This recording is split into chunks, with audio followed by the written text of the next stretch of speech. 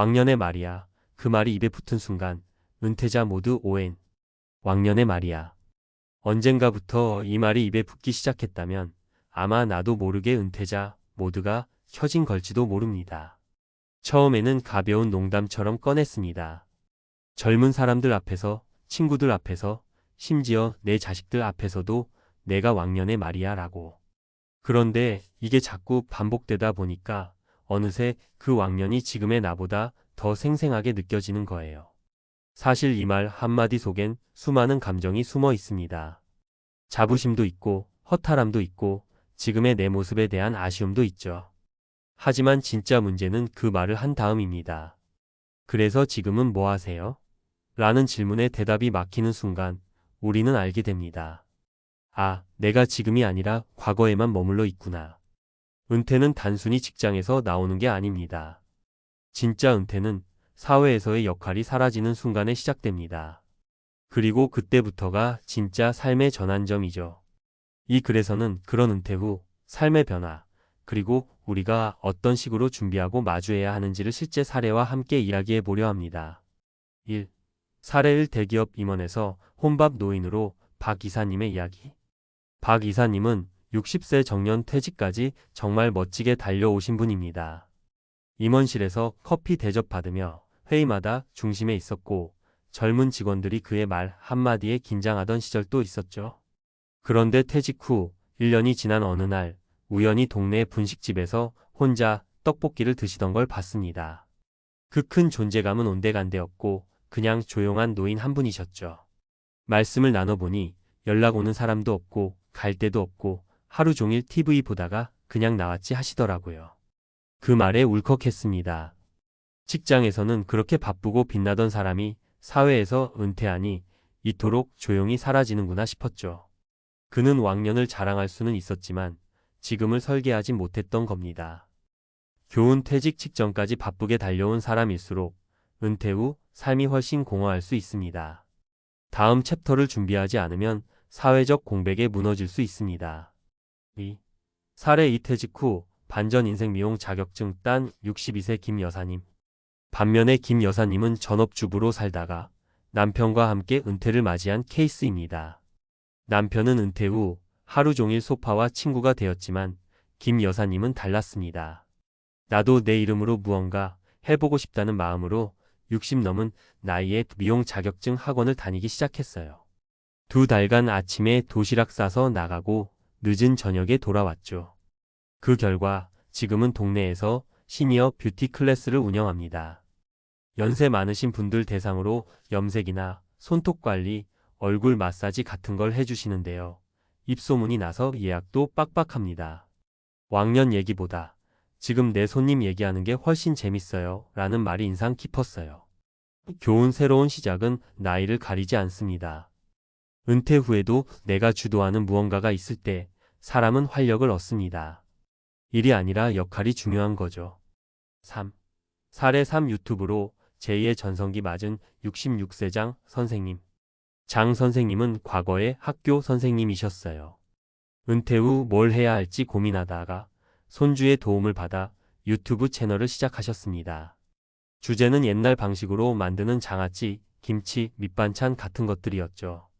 근데 이게 웬걸 중장년층뿐 아니라 젊은 세대에게도 반응이 엄청난 겁니다. 영상 속 장 선생님은 편안하게 말씀하시면서도 삶의 지혜를 은근히 풀어놓습니다. 요즘 사람들은 시간이 없어서 밥도 대충 먹지? 이거 하나 해두면 일주일이 든든해 같은 식이죠. 구독자 수는 15만 명을 넘었고 강연 요청도 들어오고 있다고 합니다. 장 선생님의 말이 아직도 기억나요. 내가 이렇게 주목을 받는 날이 다시 올 줄 몰랐어. 퇴직이 끝이 아니라는 걸 내가 증명하고 싶었거든. 교훈 나만의 경험과 스토리를 콘텐츠로 풀어내면 은퇴 후에도 사람들과 연결될 수 있습니다. 세상이 바뀌었어도 사람은 결국 진심에 반응하니까요. 그렇다면 어떻게 해야 할까요? 왕년 대신 지금을 이야기하자. 과거의 업적도 소중하지만 지금 무엇을 하고 있는지가 훨씬 중요합니다. 내 삶을 현재 진행형으로 만들어야 사람들과 공감하고 연결될 수 있어요. 내 역할을 다시 설정하자. 직장인이 아닌 나는 어떤 모습일까요?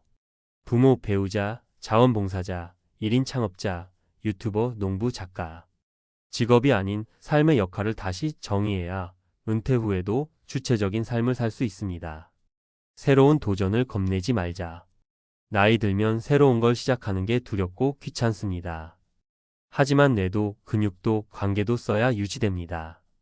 작은 목표라도 세우고 그걸 실천하면서 자신감을 회복하세요. 마무리하며 왕년의 말이야, 이 말이 입에 붙었다면 그 자체가 지금의 나에 대한 경고일 수 있습니다. 내 인생의 주인공이 과거의 나였다면 앞으로는 내가 지금 새롭게 써내려갈 챕터의 주인공이 되어야죠. 은퇴는 끝이 아니라 시작입니다. 무기력과 고립 대신 새로운 도전과 자존감으로 채워보세요. 그리고 오늘 이 글을 읽은 당신이라면 이제 왕년을 내려놓고 지금부터를 시작할 수 있습니다.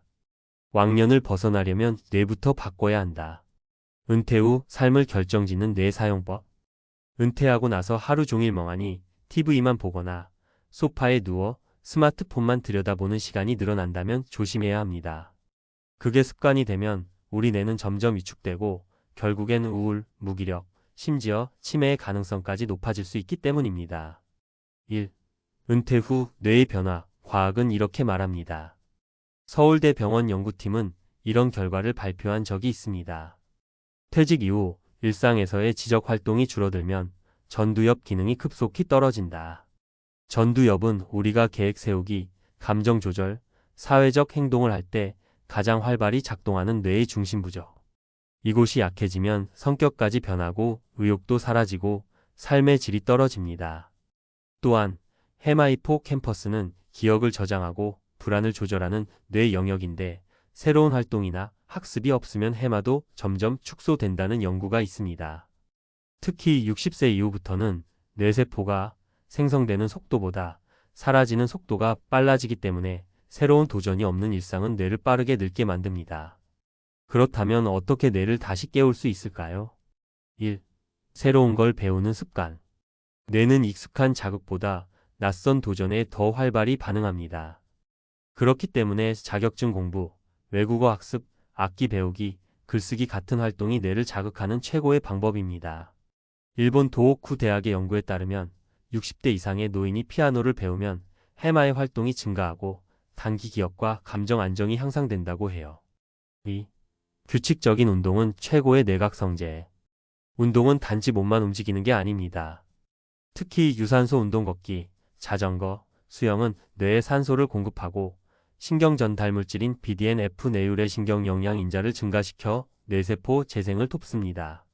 미국 하버드대 의대 연구에서는 주 3회 30분 이상 걷는 활동이 치매 발병률을 40% 줄인다는 결과가 있었습니다. 3. 사회적 관계를 유지하는 활동. 사람과 대화하고 감정을 교류하는 것만큼 뇌를 복잡하게 쓰는 일이 없습니다. 특히 은퇴 후에 혼자 있는 시간이 많아질수록 뇌는 위축되고 우울과 인지 저하의 위험이 올라갑니다. 자원봉사, 동아리, 유튜브나 SNS 같은 소통 기반 활동은 뇌 건강에 매우 중요합니다. 실제 사례로 알아봅시다.